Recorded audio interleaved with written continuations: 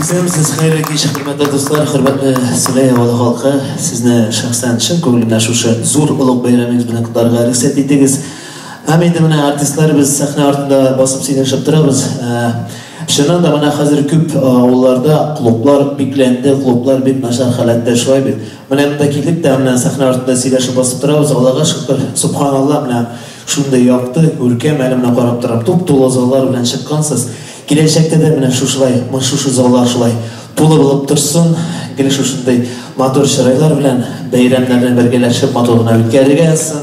Ham endi albatta mana shu klubning kirib ishlavi davomidagi yetakchilardan ularning bo'lishligidan betar bo'la olmaydi. Shuning uchun ularga da shaxsan chin ko'nglimdan Farida aka ham endi Farida va chin ko'ngildan tabrik etamiz. Молодцы, gurlab tursin sizning klubingiz har chaqda shulay. Biz de chin ko'ngildan kelibmiz. Chaqirsangiz agar zo'r rahmat bayram bilan sizni. Endi albatta o'zimdan yozgan ijrimni bo'lak aytib olib keldim endi bugungi kunda. Rahmat aytdingiz, balki eshitganingiz de vardır. U bizning tubak shirchisi Ramil Galimzanov boshqaruvida hitlarga aylanib ketgan jirimizning birisi. Uning so'zlarida kuyda men ijod etganim yurak yaram deb ataladi. Rahmatlanib birgalashib jannat do'stlar so'zlari bizga.